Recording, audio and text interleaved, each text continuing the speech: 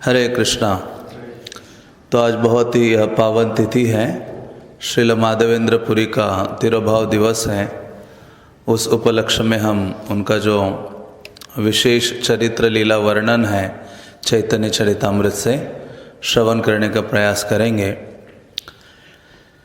तो श्री चैतन्य महाप्रभु जिनको कहा जाता है करुणा के जो अवतार हैं, तो चैतन्य महाप्रभु के चरित्र से एक चीज़ बहुत ही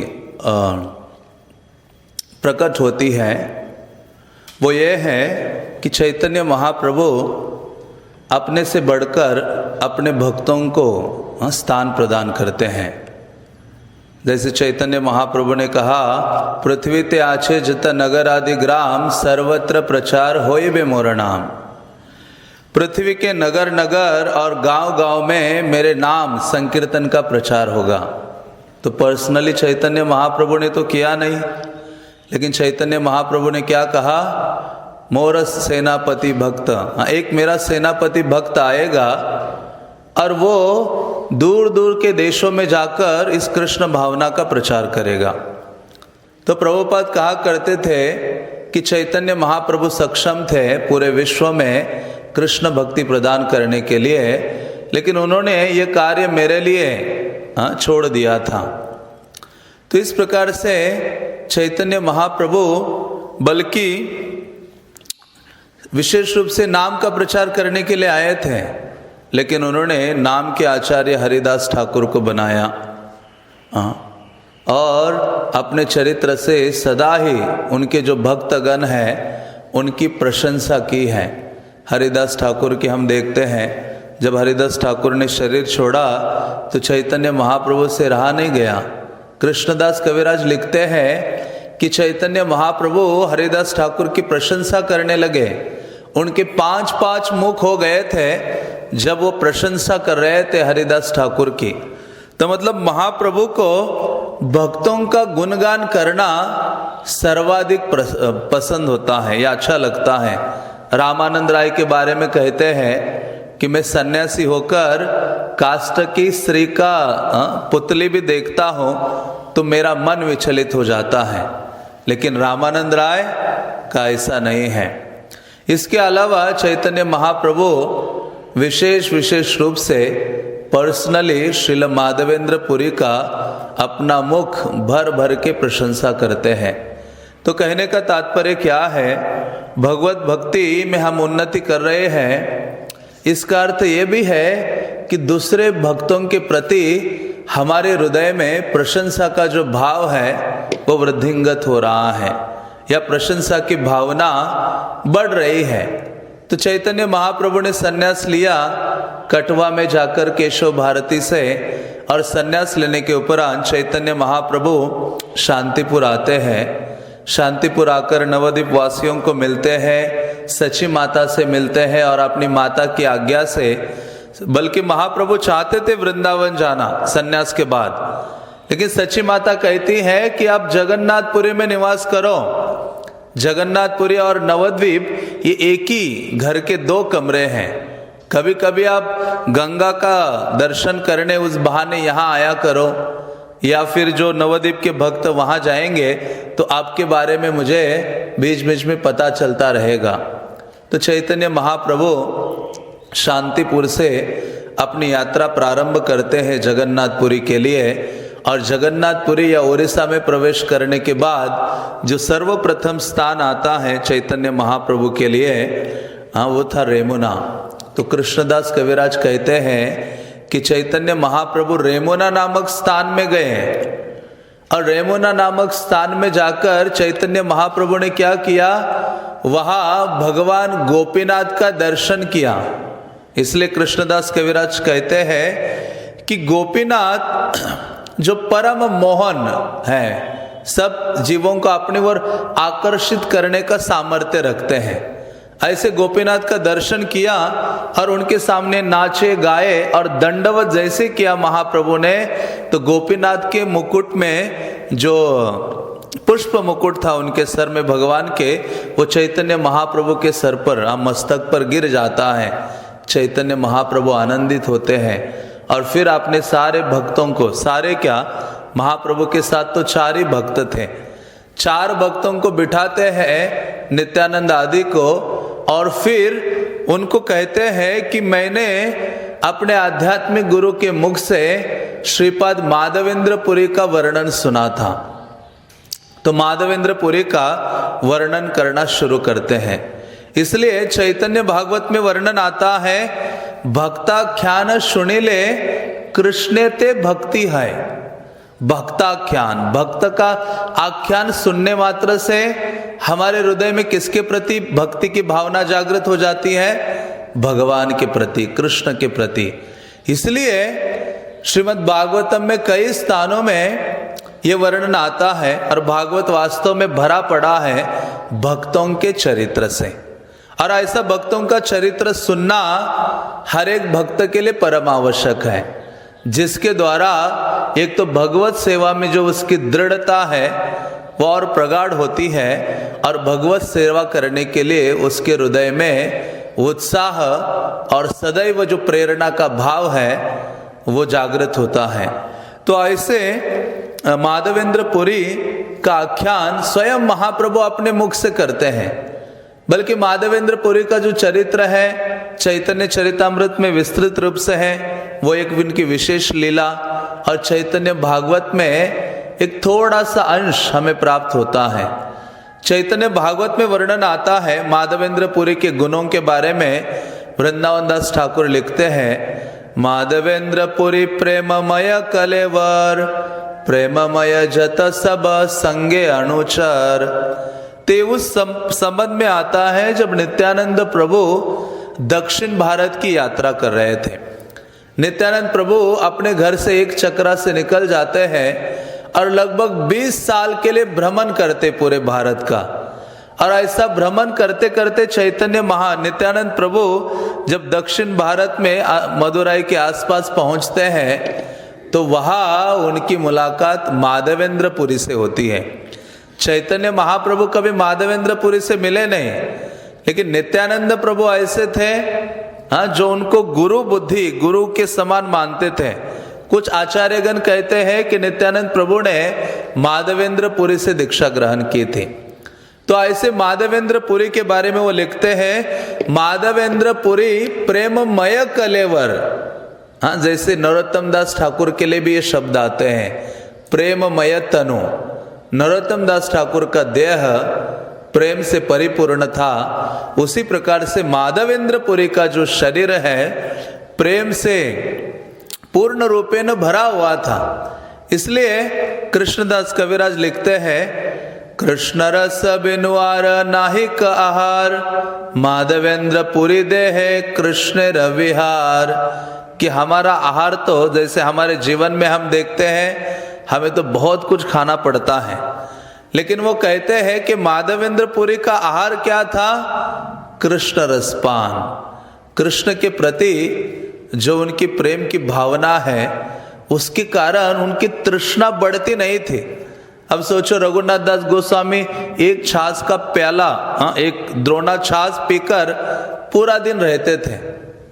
तो ये जो वैष्णव गण है उनकी जो शारीरिक आवश्यकताएं हैं वास्तव में पूर्ण रूपेण एक प्रकार से नगण्य हो गई थी। इतना अधिक वो कृष्ण रस में, कृष्ण भावना में डूबे हुए थे।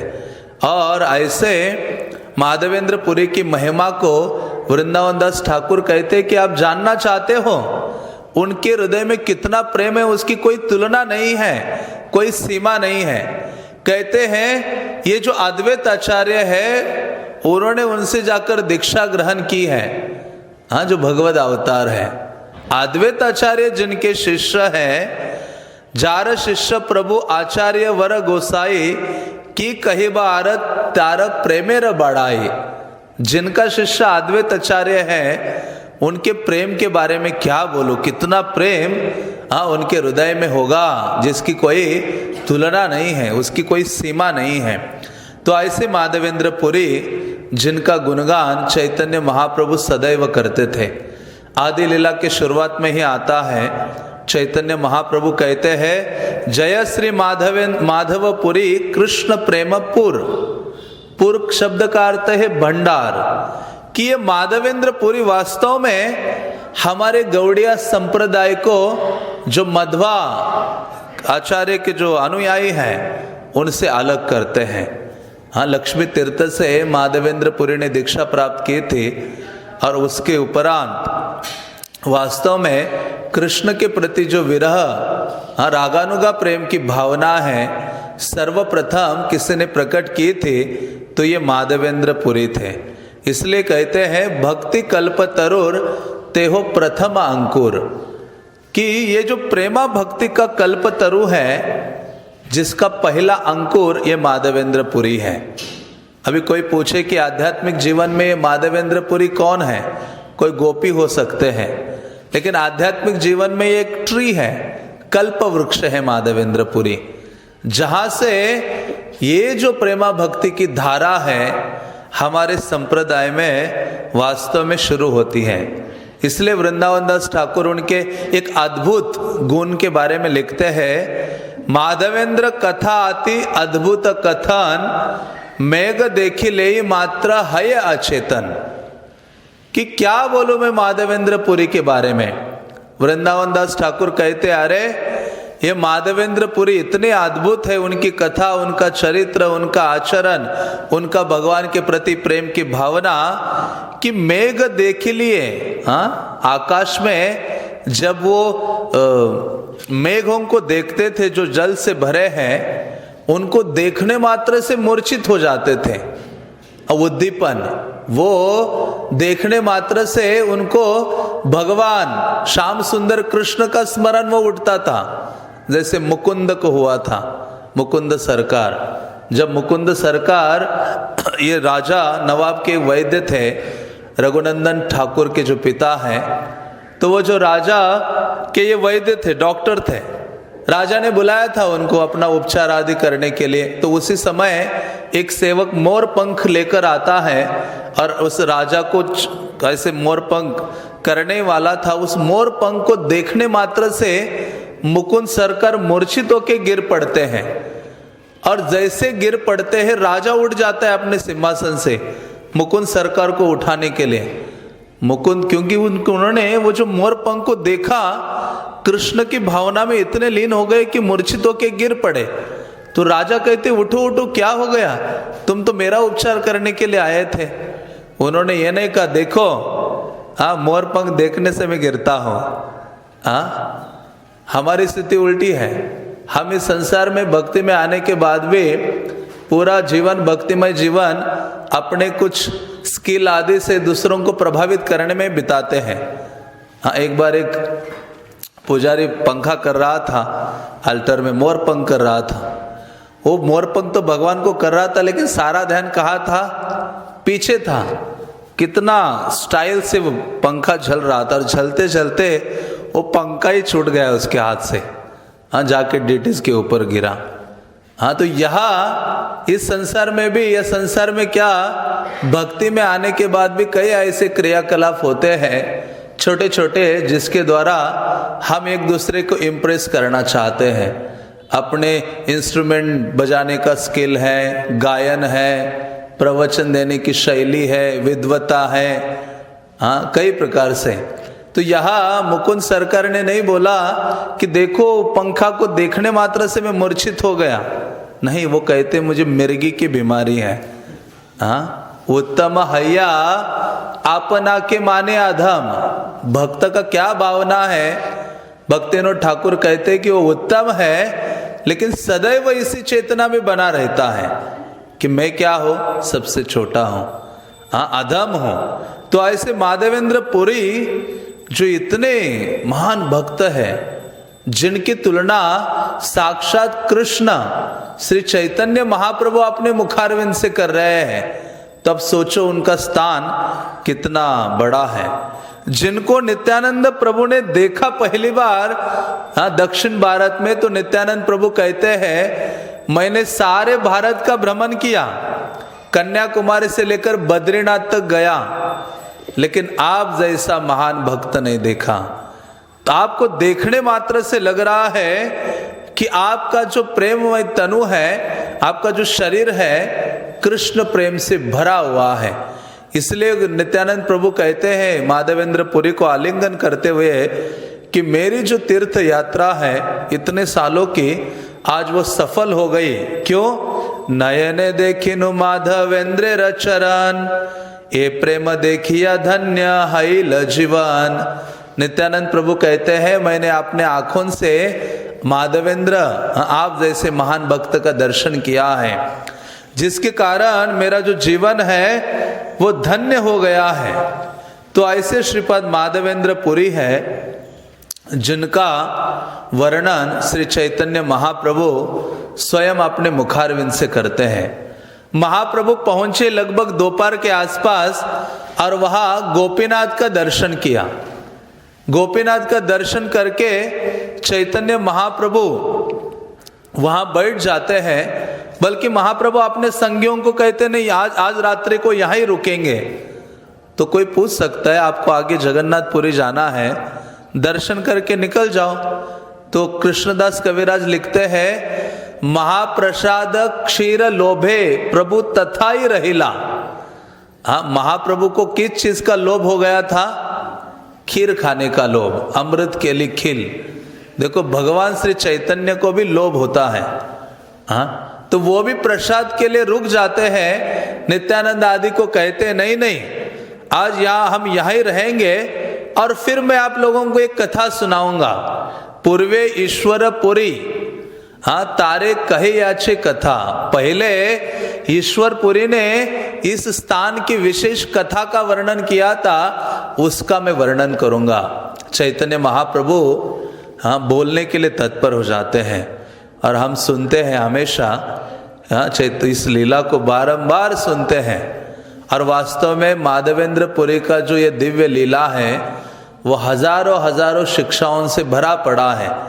बल्कि चैतन्य महाप्रभु इस लीला के अंत में नित्यानंद प्रभु को कहते कि हे नित्यानंद, माधवेंद्र पुरी का जो चरित्र है उस पे विचार करो, मनन करो। ये कोई साधारण चरित्र नहीं है, ये कोई साधारण पर्सनालिटी नहीं है, साधारण उनकी लीला नहीं है। तो फिर महाप्रभु वर्णन करते हैं, तो हम संक्षिप्त में वर्णन करते हैं उस लीला का। तो चैतन्य महाप्रभु ने उन सबको संबोधित करते हुए कहा, और महाप्रभु के सामने 4 ही भक्त बैठे थे। हाँ, प्रवचन देने के लिए हम सोचते कितने भक्त हैं, हाँ आगे कितने होंगे, टेम्पल हॉल भरा है कि नहीं भरा है। हाँ, लेकिन महाप्रभु ने जितने भी प्रवचन दिए हैं उसमें इक्का दुक्का होता है। और रूप गोस्वामी अकेले थे, सनातन गोस्वामी को प्रवचन दिया अकेले थे। यहाँ पहली बार सन्यास के बाद उनका प्रवचन था। हाँ, कहा रेमुना में, वहां भी श्रोतागण 4 ही थे। लेकिन महाप्रभु को जैसे ही वैष्णव का गुणगान करने का मौका मिला वो अत्यधिक आनंदित हो गए। हमारी उल्टी स्थिति है।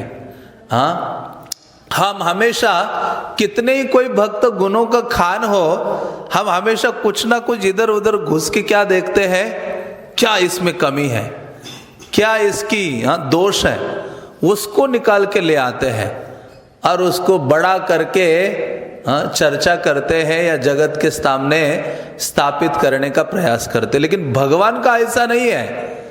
भगवान कुछ छोटा सा गुण किसी में देखते हैं, उसको सारे संसार के सामने प्रस्तुत करते हैं। हाँ, जब ये हनुमान बड़े बड़े पत्थर उठा के डाल रहे थे ब्रिज बनाने के लिए वहां, हाँ, तो ये गिलहरी वहां भी काम करने लगी थी। गिलहरी ने सोचा मेरा जीवन तो व्यर्थ है, भगवान राम की सेवा में सारा संसार जुटा हुआ है, बड़ी बड़ी सेवा कर रहा है, मैं क्यों पीछे रहूं। तो ये गिलहरी बेचारी कुछ मिट्टी की कण लेकर वहां डाल रही थी उस ब्रिज बनाने के कार्य में। ये हनुमान जी कहते अरे हट, क्या कर रही हो, बीच में पाँव आदि पड़ जाएगा तुम्हारे। हाँ, तो भगवान राम ने देखा, अच्छा हनुमान जी क्या चल रहा है। हाँ, सबको सेवा करने का अधिकार है, सेवा अधिकार दिए करो निज दासी। तो सबको सेवा करने का अधिकार है। देखा इतनी छोटी सी होकर भी सेवा करने का इतना उत्साह, उस उत्साह से भगवान पिघल गए राम और उनको बुलाया, उनको स्पर्श किया और अपना जो कृपा है उनको प्रदान किया। तो ऐसे ही चैतन्य महाप्रभु क्या करते हैं, भगवान का ये गुण है, हाँ, कि किसी में भी वो थोड़ा सा गुण देखते हैं उसको बहुत बड़ा करके प्रकाशित करते हैं। हाँ, मैं एक बार एक भक्त के साथ जा रहा था, जब भी मैं उनसे बात करता था, वो कुछ भी हो जाए, किसी भक्त में कितने अच्छे गुण हो क्यों ना हो, वो ढूंढ फिर के कुछ ना कुछ कमियां निकाल ही देते थे। तो एक दिन मुझसे रहा नहीं गया, मैंने कहा प्रभु जी मैं तो हमेशा आपसे बात करता हूँ, किसी भी भक्त के इतने गुण होते हैं, अच्छे अच्छे गुण उन्होंने जो अचीवमेंट्स की हैं उसके बारे में बात करता, तो आप कुछ ना कुछ कमियां निकाल के लेके आते हो और मेरे सामने रख देते हो। मैंने कहा आगे से ऐसे नहीं करना, नहीं तो मुझसे बात नहीं करना। तो ये जो स्थिति है वो हम सबके हृदय में है, हाँ, थोड़ी ज्यादा मात्रा में। तो ऐसे माधवेंद्र पुरी का गुणानुवाद, गुण वर्णन करने का जब महाप्रभु को मौका मिला, चैतन्य महाप्रभु बोलने लगे। चैतन्य महाप्रभु ने कहा पूर्व समय में ये माधवेंद्र पुरी वृंदावन गए थे, वृंदावन जाकर उन्होंने इतने अधिक प्रेममय आवेश में थे कि उनको दिन रात का सुध बुध नहीं होती थी, खाए नहीं खाए उसका भान नहीं था।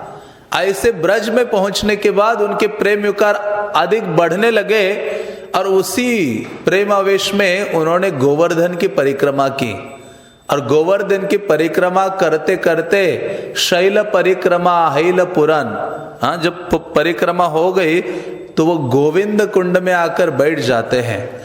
जैसे ही वो गोविंद कुंड में एक वृक्ष के नीचे आकर बैठ जाते हैं, और माधवेंद्र पुरी का स्वभाव क्या था, अयाचित वृत्ति, कि कुछ खाने के लिए वो किससे मांगते नहीं थे, कोई भी लाकर दे दे भगवत कृपा से तो उसको स्वीकार करते थे, संतुष्ट रहते थे और निरंतर कृष्ण कीर्तन में मग्न रहते थे। तो ऐसे माधवेंद्र पुरी गोविंद कुंड के तट पर एक वृक्ष के नीचे बैठे हरि नाम ले रहे थे। उसी समय एक गोपवेश में एक बालक आता है, कहता है, हे बाबा जी आप क्या कर रहे हो यहाँ, हाँ? और वो कहता है कि आप मांगते क्यों नहीं हो किसी से, हाँ, खाने के लिए। तो ये कहता है कि जो कोई मांगता नहीं है उसके लिए मैं स्वयं लाकर दे देता हूं और उसको खिलाता हूं। यहां मेरे इस ग्राम में कोई उपवासी नहीं रहता, हाँ। तो ऐसे उस बालक दूध लेके आता है और दूध का जो मटका है वो माधवेंद्र पुरी को देता है, और माधवेंद्र को पुरी को कहता है वो बालक, मुझे जल्दी जाना है, गायों का दोहन करना है, आप क्या करो शीघ्रता से इसका पान करो, मैं मटका लेने के लिए वापस आ जाऊंगा। माधवेंद्र पुरी कहते तुम कहाँ से आए हो, कैसे पता चला कि मैं भूखा प्यासा हूँ यहाँ बैठा हो? तो वो बालक कहता है गांव की स्त्रियां गोविंद कुंड में जल भरने आए थे, उन्होंने मुझे बताया था। तो ऐसे बोल के वो चले जाते हैं। माधवेंद्र पुरी उस बालक के सौंदर्य को देख के आश्चर्यचकित रहते हैं और फिर उस दुग्ध का पान कर लेते हैं। और कृष्णदास कविराज कहते हैं कि हरि नाम करते करते उनको थोड़ा सा तंद्रा आ गया, ऐसी बहुत डीप स्लीप नहीं। और उस तंद्रा की अवस्था में माधवेंद्र पुरी ने एक ने विशेष स्वप्न देखा। और क्या स्वप्न देखा? उस स्वप्न में यही बालक माधवेंद्र पुरी का हाथ पकड़ के ले जा रहा था और क्या कह रहा था उसे, उन्हें माधवेंद्र पुरी से कह रहा था, बहुदिन तुम्हारा पथ करे निरीक्षण, कबे आसी माधवा माँ करे बेसेवन। तो देखो भगवान भक्त की राह देखते हैं। हाँ, जो कहते हैं ना जागृत विग्रह, लोग बड़े हो रहते हैं, ये विग्रह जागृत है कि नहीं है। भगवान कोई जागृत ही होते हैं हमेशा। हाँ, जैसे लोग दूर दूर जाएंगे कहा अपनी मन्नत पूरी करने के लिए, तो वो कहते, भगवान कहते कि मैं तो आपका इंतजार कर रहा था, और क्योंकि मैं तुम्हारे प्रेम से पूर्ण रूपे ने वश में हो गया हो, और तुम मुझे क्या करो, बाहर निकालो और अपने इस विग्रह के माध्यम से सारे जगत को दर्शन प्रदान करके उद्धार करूंगा सारे विश्व का। ऐसे वो बोलते हैं इनका हाथ पकड़कर, और वो कहते हैं श्री गोपाल नाम मोर गोवर्धन धारी, ब्रजेर स्थापिता में यहाँ अधिकारी। तो अपनी पहचान भी बताते कि मैं कौन हूँ। तो वो जो बालक है वो कहते हैं कि मैं यहाँ कुंज आदि में है, मैं यहाँ निवास कर रहा हूँ, मुझे डाला गया है, तो मैं कौन हूँ? वो कहते हैं श्री गोपाल नाम मोर, मैं गैयों को चराने वाला गोपाल हूँ, मेरा गोपाल नाम है, और ब्रज का अधिकारी हूँ। और किसने स्थापित किया था मुझे? राजा वज्र नाम ने। जब भगवान प्रकट हो गए थे तो शांडिल्य मुनि के आदेश से भगवान के जो प्रपौत्र हैं कृष्ण, प्रद्युम्न, अनिरुद्ध और फिर वज्रनाभ, तो वज्रनाभ को क्योंकि द्वारका डूबने के बाद अर्जुन जब सारे रानियों को लेके आए तो ये वज्रनाभ को भी लेके आए। तो यहाँ परीक्षित को राजा बनाया हस्तिनापुर का, और मथुरा का राजा वज्रनाभ को बनाया। दिल्ली यहाँ वहाँ से ब्राह्मण ले जाके ब्रज में स्थापित कर दिए। और फिर ये वज्रनाभ बहुत भगवत विरह में रहा करते थे। तो उन्होंने फिर शांडिल्य मुनि जो नंद महाराज के कुल गुरु थे, उनके कुल गुरु ही थे, तो उनके आदेश पर भगवत लीला स्थलियों को उजागर किया ब्रज में, और कई विग्रहों की स्थापना की, कई कुंडों का उद्धार किया, मंदिरों की स्थापना की। उनमें से ये एक विग्रह थे गोपाल के विग्रह, जो आज श्रीनाथ द्वारा में है। तो ऐसे गोपाल के विग्रह, इसलिए भगवान स्वयं माधवेंद्र पुरी को कहते व्रजेर स्थापितामि। मेरी पहले भी स्थापना हुई थी वज्रनाभ के द्वारा, लेकिन मुस्लिमों के भय से इन पुजारी लोगों ने मुझे झाड़ियों में डाल दिया, फिर से बाहर नहीं निकाला। और क्या किया, फिर ये लोग चले गए, और तुम क्या करो, मुझे बहुत गर्मी लग रही है, शीत, वृष्टि, वात, इन सब से मैं बहुत अधिक व्याकुल हो रहा हूँ। ग्राम के निवासियों को ले आओ और मुझे वहाँ झाड़ियों से बाहर निकालकर स्थापित करो पर्वत के ऊपर, और जहाँ मेरा कई सारे घड़े जल से अभिषेक करो। तो माधवेंद्र पुरी की आंख खुल जाती है। माधवेंद्र पुरी क्रंदन करने लगते हैं, रोने लगते हैं कि कितना मैं दुर्भाग्यशाली हूँ कि भगवान साक्षात मेरे लिए दुग्ध लेके आए थे, मुझसे बात किए, लेकिन मैं उनको पहचान नहीं पाया। ये सोच सोच के मूर्छित हो जाते हैं। मूर्छित होके फिर से उठ जाते तो कहते हैं अभी रोना धोना नहीं, अभी टाइम क्या है, सेवा करने का समय है। जो भगवान ने आज्ञा दी है उसका पालन करने का समय है। तो ऐसे माधवेंद्र पुरी फिर निकलते हैं और सारे ब्रजवासियों को लेकर आते हैं वहाँ जो नज़दीक का गांव था, और लेकर आकर सारे झाड़ियों को काट के फिर भगवान गोपाल को बाहर निकालते हैं। गोपाल इतने विशाल विग्रह था, इतने हेवी थे कि वो कृष्णदास कविराज कहते बलिष्ठ ब्रजवासी लगे, जो बहुत बलशाली थे।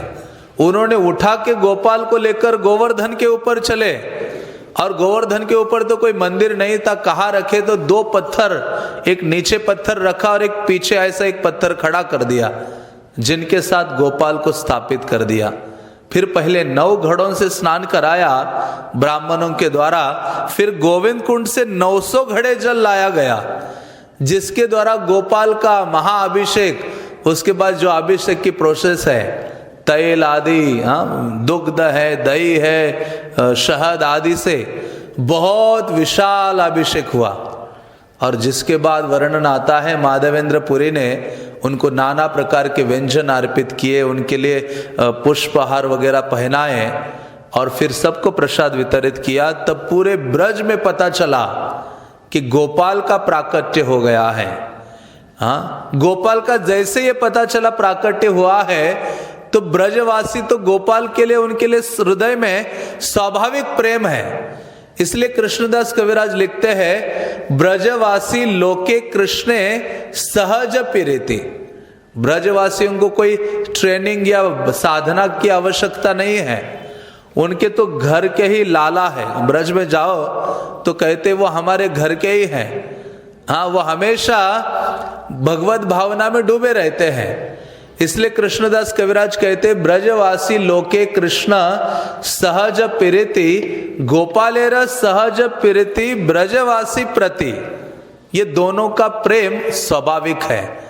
गोपाल को भी ब्रजवासियों से प्रेम स्वाभाविक है, हाँ, और ब्रजवासियों को भी गोपाल के प्रति प्रेम क्या है? स्वाभाविक है, जिसको रोका नहीं जा सकता। तो ब्रजवासियों ने सोचा भगवान प्रकट हो गए हैं, तो उनकी सेवा करने की भावना उमड़ पड़ी। जितना घर गांव में जितना दूध दही मक्खन साधन जितने थे, वो सारे अपने पूरे परिवार को लेकर निकल पड़े वहां माधवेंद्रपुरी के पास। और वहां जाकर माधवेंद्रपुरी ने क्या किया? अन्नकूट सेरेमनी मनाई। अन्नकूट मतलब अन्न का कूट मीन्स पहाड़, क्योंकि अन्नकूट फेस्टिवल कब हुआ था? गोवर्धन लीला जब की थी उस समय भगवान ने अन्नकूट फेस्टिवल मनाया था। तो इसलिए कहते हैं ब्रजवासी कह रहे थे कि पहली बार ये जो अन्नकूट फेस्टिवल है मानो मनाया जा रहा है ब्रज में कृष्ण के उपरांत, कृष्ण के बाद। तो ऐसे अलग अलग दूर दूर के गांवों के लोग आए जो गोपाल की सेवा में सब कुछ अर्पित करने लगे, धन और जो जो चीजें आवश्यक थी। वर्णन आता है कि मथुरा के एक व्यक्ति ने पूरा मंदिर बनवा दिया, साथ ही साथ ब्रज के जितने लोग थे हर एक ने एक एक गाय भगवान को प्रदान की, जिसके द्वारा गोपाल के पास अभी असंख्य गाय हो गई। तब तो उनका नाम उचित है ना, गोपाल। गाय नहीं है, कैसे गोपाल है? आजकल गोपाल है लेकिन गाड़ी चलाता है, गाड़ी अब मैकेनिक है। तो यहाँ गोपाल तभी सार्थक है जब उनके पास क्या हो? गाय हो। तो ब्रजवासियों ने देखा गाय तो है ही नहीं, तो हर एक ब्रजवासी एक एक गाय लेके आ गया। लाखों लाखों गाय हो गई वहां गोवर्धन के पास, अन्य और गांव के पास गोपाल की सेवा के लिए। तो ऐसे माधवेंद्रपुरी ने देखा इतना अन्नकूट आदि हुआ, सबको प्रसाद खिलाया, और माधवेंद्रपुरी थोड़ा सा दुग्धपान करके रह जाते थे। माधवेंद्रपुरी बहुत आनंदित हो रहे थे। ऐसी माधवेंद्रपुरी ने लगभग 2 साल सेवा की।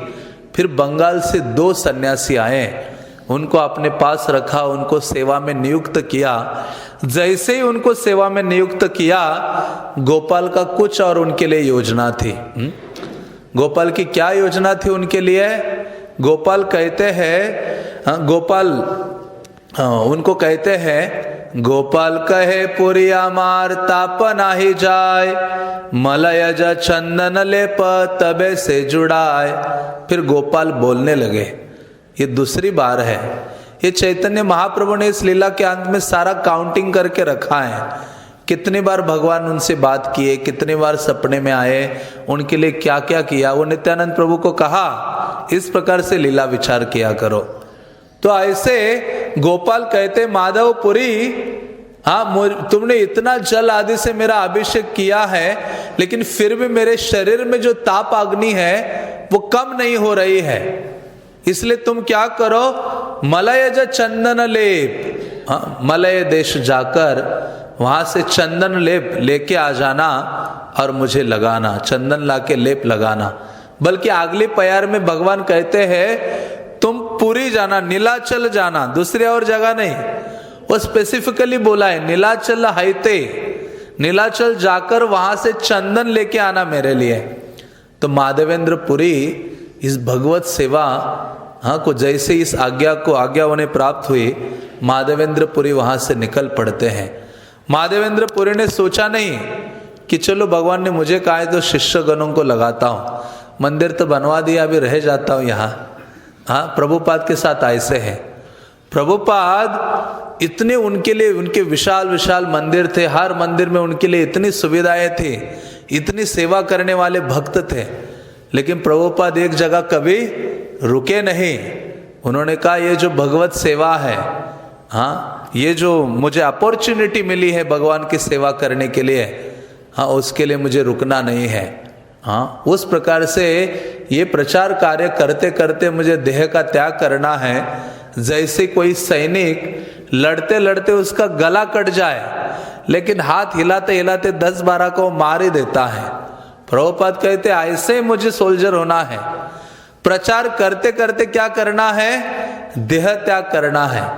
बल्कि उनके शिष्यगण कहा कर देते आप एक जगह रह जाइए, पुस्तकों का अनुवाद कीजिए और सबसे आराम से भजन कीजिए। प्रभुपाद कहते थे नहीं, हाँ, भगवान की सेवा प्रभुपाद कंटिन्यूअसली करते रहे, सारे जगत में भ्रमण करते करते। तो माधवेंद्र पुरी ने ये नहीं सोचा कि अभी मेरे पास सुविधा आ गई है, अभी मुझे कुछ आवश्यकता नहीं है जाने की, किसी और को नियुक्त करता हूँ। माधवेंद्र पुरी पर्सनली निकल पड़े, हाँ, और निकल पड़ते हैं। जाते जाते शांतिपुर जाते हैं, अद्वैत आचार्य को दीक्षा देते हैं और फिर वहाँ पहुँचते हैं रेमुना। जैसे माधवेंद्र पुरी रेमुना पहुँचे तो वहाँ रेमुना में जाके गोपीनाथ को देखने मात्र से देखा कि यहाँ बहुत अच्छे से सेवा हो रही है, विग्रह की अच्छे से सेवा हो रही है, इसका अर्थ है यहाँ अच्छे भोग लगते होंगे। माधवेंद्र पुरी ने सोचा कि मुझे यहाँ क्या क्या भोग लागे, यहाँ क्या क्या भोग लगता है, यदि पता चले तो मैं वृंदावन में जाकर मेरे गोपाल को भी वैसे ही भोग लगाऊंगा। हाँ, तो जहाँ भी आप जाते हो हर जगह जाकर हम सीख सकते हैं, आकर कृष्ण या अपने आध्यात्मिक गुरु की सेवा में वो सारी चीज़ें नियुक्त कर सकते हैं। तो ऐसे माधवेंद्र पुरी को सोच रहे थे कि किसको पूछूं। तो अभी भोग लगने का समय हो रहा था, तो वहाँ जो पुजारी थे उनसे पूछा क्या क्या भोग लागे। तो उस पुजारी ने कहा संध्याय भोग लागे क्षीर अमृत केली नाम, 12 अमृत पात्रे भरी अमृत समान। संध्या के समय में अमृत के लिए खीर भोग लगती है, और वो कितने पात्र हैं? 12 पात्र हैं जो अमृत के समान हैं। गोपीनाथ तेरा क्षीर बलि प्रसिद्ध जार नाम, पृथ्वी ते आइछे भोग कहा नाही आर। तो पुजारी ने बोला ये अमृत के लिए खीर है, ये पृथ्वी में ऐसी खीर किसी और मंदिर में भोग नहीं लगती। इसलिए तो चैतन्य महाप्रभु को रहा नहीं गया, कहते अगला यात्रा कैंसल, हाँ आज यहाँ खीर खाकर ही जाएंगे। हाँ, तो ये महाप्रभु बोल ही रहे हैं। तो फिर माधवेंद्र पुरी ने सोचा ये अमृत के समान अमृत केली जिसका नाम है इतनी मधुर है, तो जरूर मेरे गोपाल के लिए भी ऐसी होनी चाहिए खीर अर्पित। तो ऐसे माधवेंद्र पुरी ने सोचा कि उनके हृदय में विचार आया कि मुझे थोड़ी सी चखने को मिल जाए।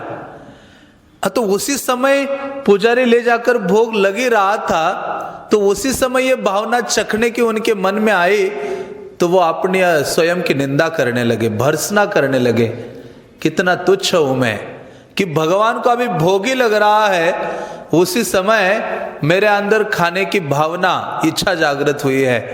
तो वो स्थान छोड़कर निकल जाते हैं।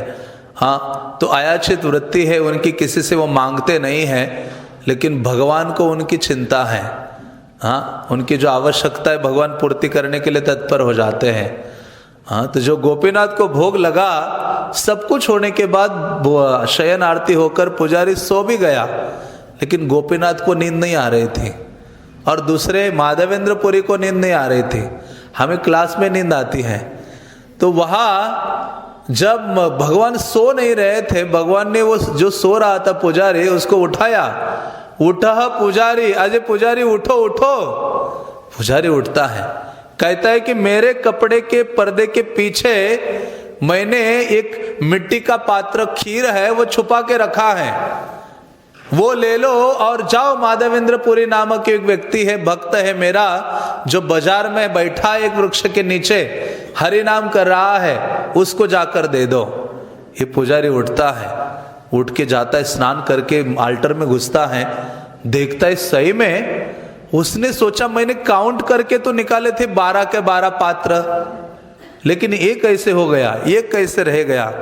तो उसको उठाता है, निकल पड़ता है, हाथ में पकड़ता है, गदगद हो जाता है। कौन वो फॉर्चुनेट सोल है, कौन वो भाग्यशाली जीव है जिसके लिए भगवान ने क्या की खीर की चोरी की।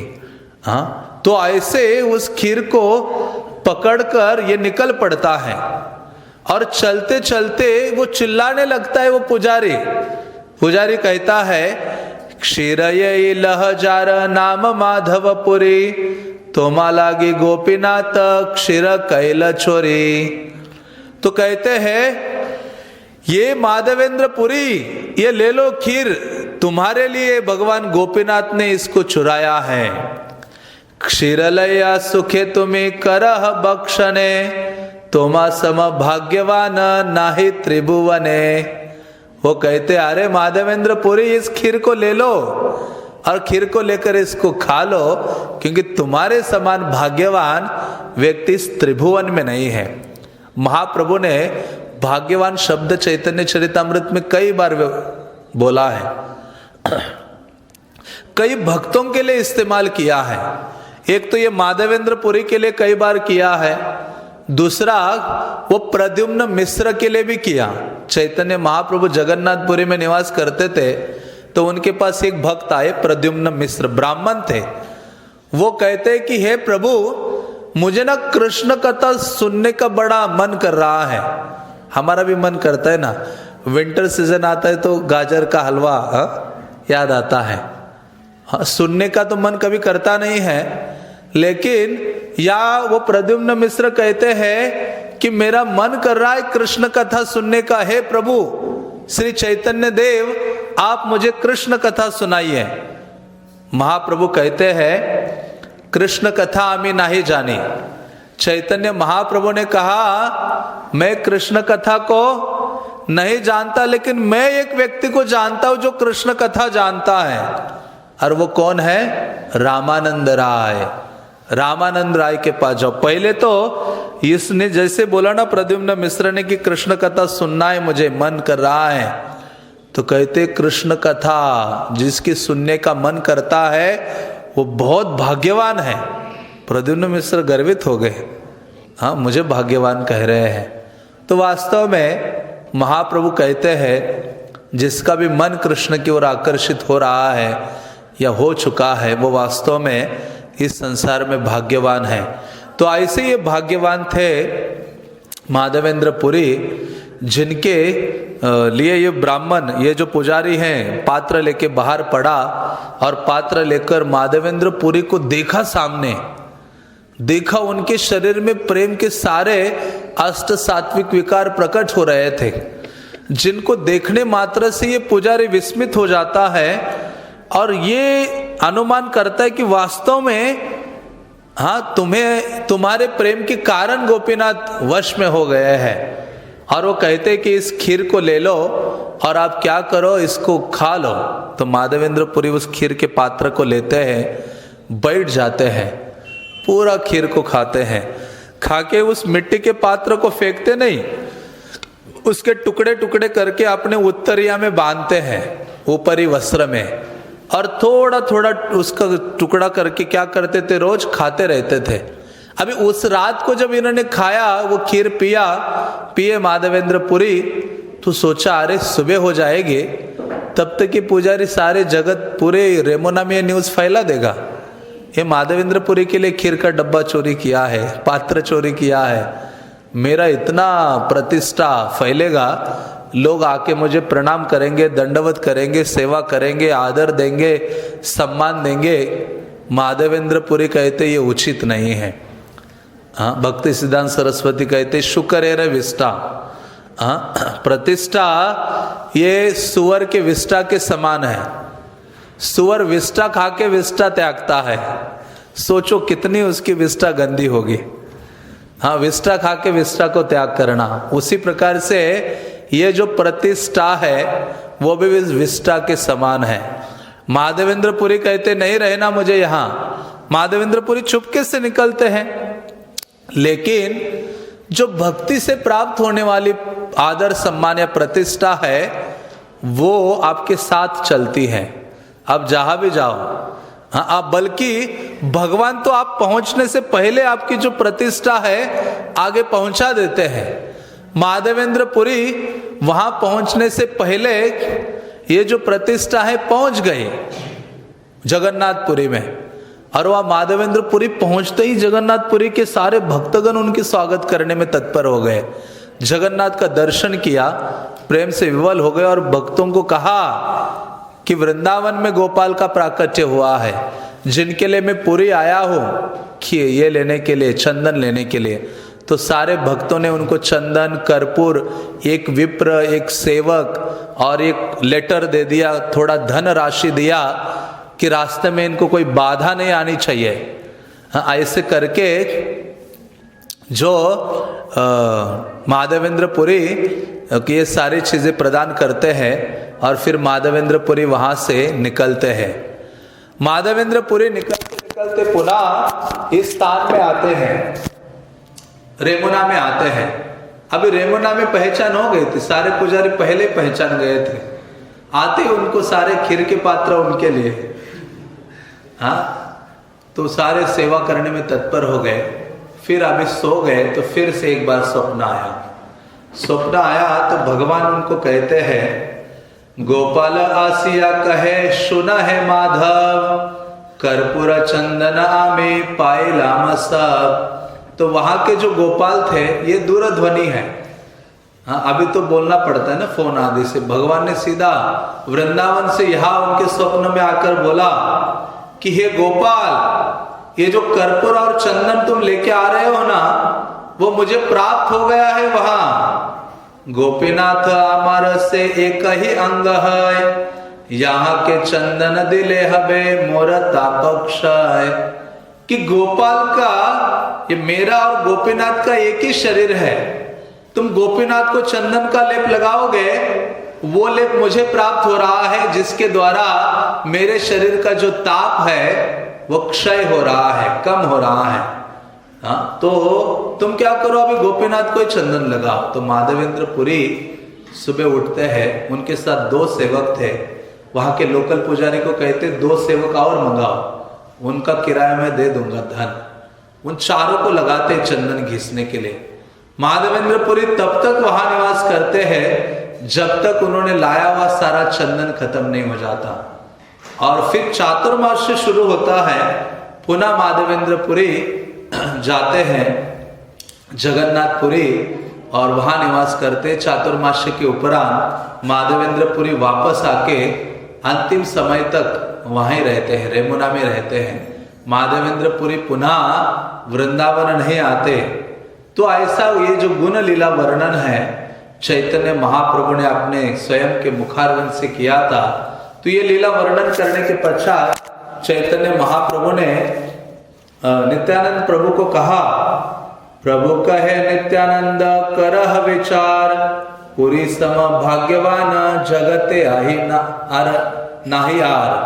कहते कि हे नित्यानंद प्रभु, थोड़ा माधवेंद्रपुरी के बारे में विचार करो कि इस माधवेंद्रपुरी के समान इस जगत में भाग्यवान व्यक्ति कोई नहीं है। हाँ, क्या कहते हैं वो? कहते साक्षात देखिला। माधवेंद्रपुरी ने भगवान को साक्षात गोविंद कुंड में देखा है। सारा अभी लीला घटना सारा वर्णन करते महाप्रभु। कहते एक बार तो साक्षात उन्होंने देखा, फिर उनके 3 बार स्वप्न में आए और उनकी सेवा की भगवान ने, साक्षात उनकी सेवा की। फिर सेवा स्वीकार करने के लिए विग्रह के रूप में उनके लिए प्रकट हो गए और सेवा देकर उनको जगन्नाथपुरी भेजा और वहां अपने गोपीनाथ स्वरूप में उनके लिए उन्होंने खीर की चोरी की। खीर की चोरी नहीं बल्कि उनका नाम गोपीनाथ था, उनका नाम भी परिवर्तित कर लिया अपना। किसके लिए? माधवेंद्रपुरी के लिए। हाँ, माधवेंद्रपुरी के लिए भगवान तो पहले गोपीनाथ था, तो उनका नाम क्या हुआ? खीर चोरा गोपीनाथ। तो भक्त लोग कहते हैं कि भगवान ने तब तक जब भोग लग गया, घंटी बज गई, फिनिश होता है भोगा तो घंटी बजा के निकाल देता है पुजारी। घंटी बजने के उपरांत भगवान ने वो मिट्टी का पात्र छुपा दिया था, तो इसीलिए क्योंकि वो प्रसाद बन गया था। तो प्रसाद पर अधिकार भगवान का नहीं है, प्रसाद पर अधिकार किसका है? भक्तों का है। और भक्तों का जो प्रसाद है वो भगवान ने चुराया, इसलिए वो चोरी कहलाई गई। वो भोग में से चुरा के रख देते तो वो चोरी नहीं थी। तो इस प्रकार से अपना नामकरण भी नया उन्होंने किया। तो ऐसे भक्त वत्सल कि जिनको कष्ट ना हो, मुस्लिम शासन था, चंदन राजा धीराज लोग केवल इस्तेमाल किया करते थे, सबको ऐसे अलाउड नहीं था ले जाना और इस्तेमाल करना।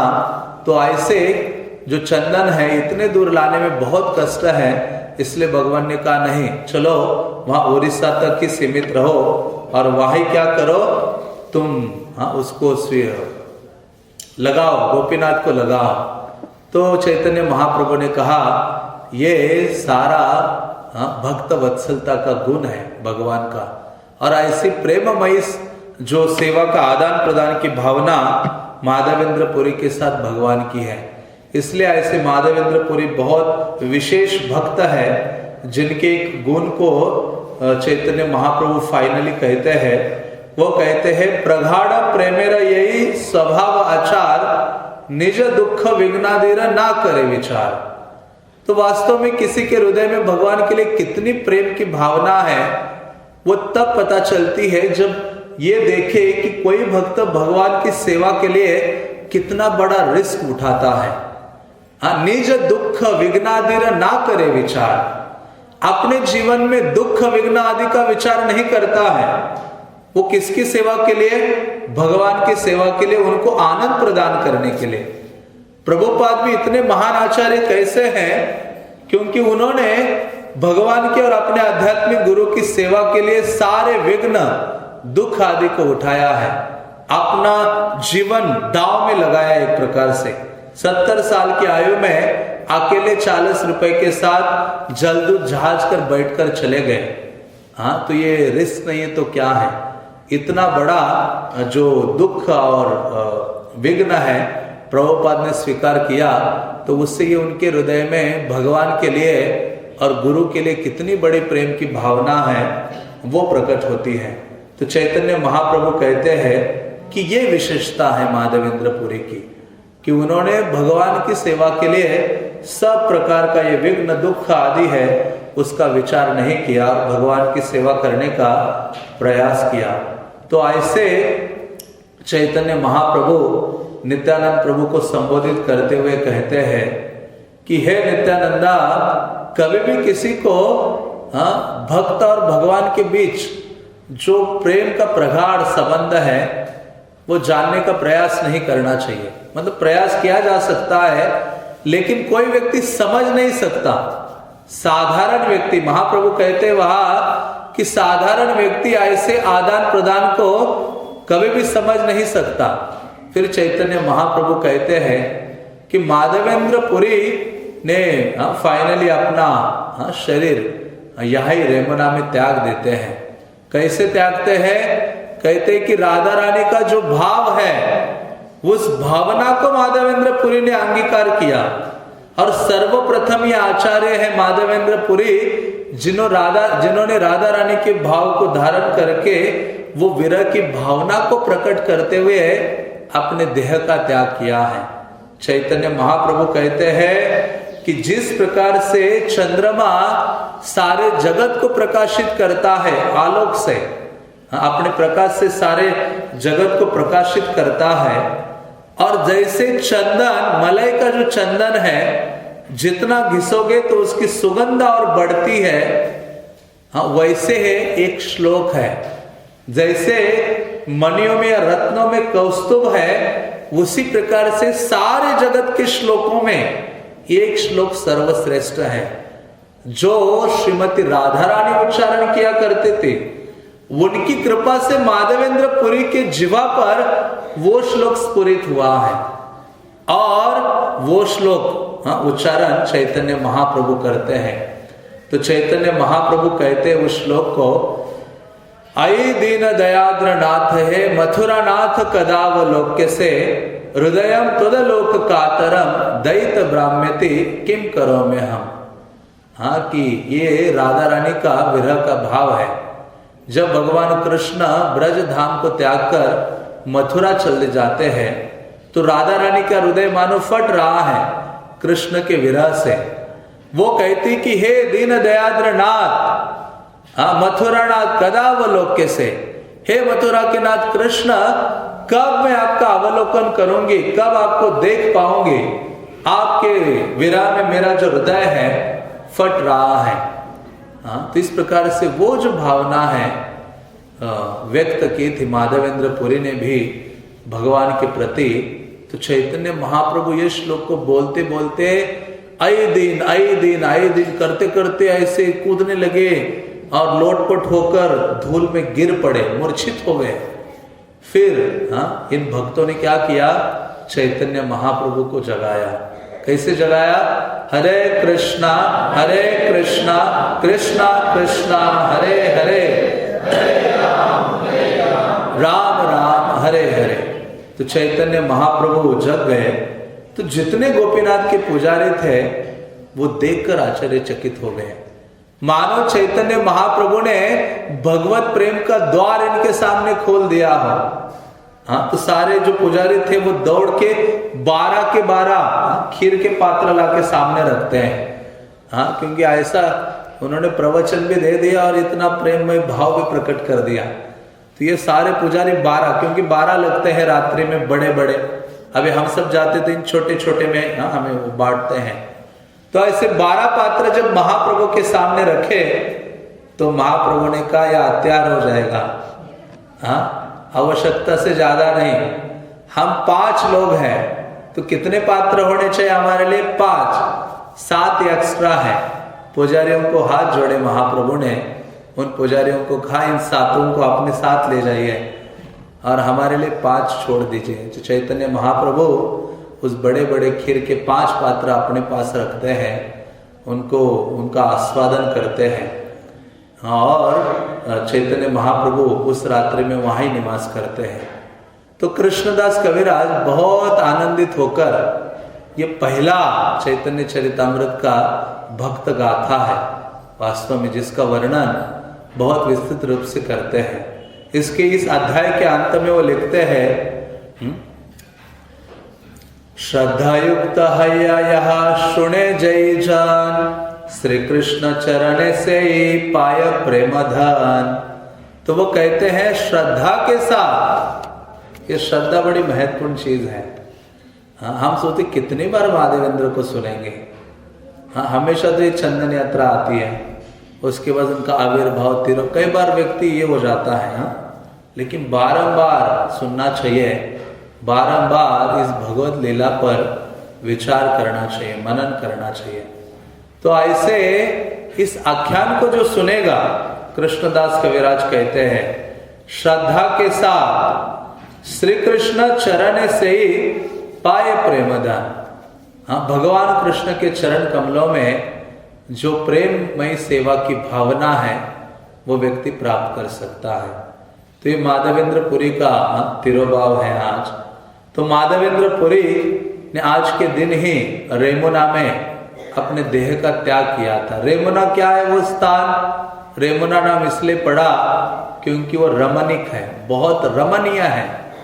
क्योंकि भगवान वहां पहुंच जाते हैं। भगवान राम भी गए थे सीता के साथ, और ये जो गोपीनाथ है विग्रह है पहले चित्रकूट में थे। उड़ीसा के राजा जब चित्रकूट गए थे, राजा रामूला नरसिम्हदेव, उस समय जब चित्रकूट में ऐसे भ्रमण कर रहे थे सुबह सुबह, तो देखा कि ये विग्रह पड़े हैं एक जगह, एक छोटे से देवालय में थे झाड़ियों में, जिनकी पूजा करने के लिए ब्रह्मा जी आया करते थे। तो ये जो राजा उड़ीसा के देख के प्रभावित हो जाते हैं। भगवान रात्रि स्वप्न में आके गोपीनाथ, उनका नाम पहले गोपाल था, राजा ने उनका नाम गोपाल रखा था। फिर उनकी जो पत्नी है उसने नाम मदन गोपाल रखा था। फिर रेमुना में आने के बाद उनका नाम गोपीनाथ रखा गया। तो ऐसे राजा चित्रकूट से उस विग्रह को लेकर आते हैं हाथी के ऊपर सवार करके। जैसे उड़ीसा में प्रवेश करते तो गोपीनाथ कहते हैं, क्योंकि गोपीनाथ को याद आया वहां आते हैं, यहाँ गोपीनाथ उस एरिया में पहुंचे ना, रेमुना जहां आज है, देखा कि यहाँ सारे, यहाँ बहुत रमणीय वातावरण है, कदम्बे के वृक्ष है, तमाल है, यहाँ के जो लोग हैं इतने सारे ग्वाले हैं जिनके पास गायें हैं मानो कामधेनु के समान है। तो राजा नागोला नरसिम्हा देव को गोपीनाथ कहते मैं यहाँ ही रहूंगा, मेरे लिए मंदिर बनवा दो, मैं आगे नहीं जाऊंगा जगन्नाथपुरी की ओर। तो भगवान वहाँ ही रहते हैं और वहाँ ही उनके लिए देवालय बनाया जाता है और भगवान अपना दर्शन देकर सारे जगत को वहाँ से कृतार्थ करते हैं। तो ऐसे माधवेंद्र पुरी ने जब शरीर छोड़ रहे थे और भगवान के प्रति विरह का भावना प्रकट कर रहे थे, तो उनके एक शिष्य थे रामचंद्र पुरी। वो कहते अरे ये क्या कर रहे हो आप, ऐसे विरह प्रकट कर रहे हो, हाँ ब्रह्म का ध्यान करो, ब्रह्म का ध्यान निराकार। तो माधवेंद्र पुरी कहते हैं हाँ हट जाओ मेरे नजरों के सामने से, हाँ तुम्हारे जैसे पापी मूर्ख व्यक्ति का दर्शन करके शरीर त्यागूंगा तो मेरी अधोगति हो सकती है। हाँ उनसे अप्रसन्न हो जाते हैं, रामचंद्र पुरी को भगा देते हैं वहां से। लेकिन माधवेंद्र पुरी जो अपने अंतिम स्थिति में थे, उनकी सेवा उनके एक महान शिष्य ने की थी, ईश्वर पुरी ने। उनका मल मूत्र आदि सब प्रकार से उनकी सेवा की थी माधवेंद्र पुरी की। इतना ध्यान रखा था कि माधवेंद्र पुरी ने उनको आशीर्वाद प्रदान किया था ईश्वर पुरी को। हाँ जिनके आशीर्वाद के कारण ही भगवान क्या बनते हैं, ईश्वर पुरी के शिष्य बनते हैं। हाँ उनके आध्यात्मिक गुरु की कृपा के कारण। तो ये माधवेंद्र पुरी विशेष आचार्य है जिनके चरित्र का गुणों का गान श्री चैतन्य महाप्रभु स्वयं अपने मुख से करते हैं और जिनको साक्षात कौन सुनते हैं, नित्यानंद प्रभु बलराम सुनते हैं। तो हमें भी इस आख्यान को पढ़ना चाहिए, सुनना चाहिए और इस पे मनन करना चाहिए और माधवेंद्र पुरी से प्रार्थना करनी चाहिए कि आप कृपा करें कि थोड़ा सा सेवा का जो भावना है प्रभुपाद और इस आंदोलन के लिए हमारे हृदय में स्थापित हो जाए। हरे कृष्णा कृष्णा कृष्णा हरे हरे, हरे राम राम राम हरे हरे। श्रीपाद माधवेंद्र पुरी तिरुभाव तिथि महामहोत्सव के श्रील प्रभुपाद के निताय गौर प्रेमानंदे।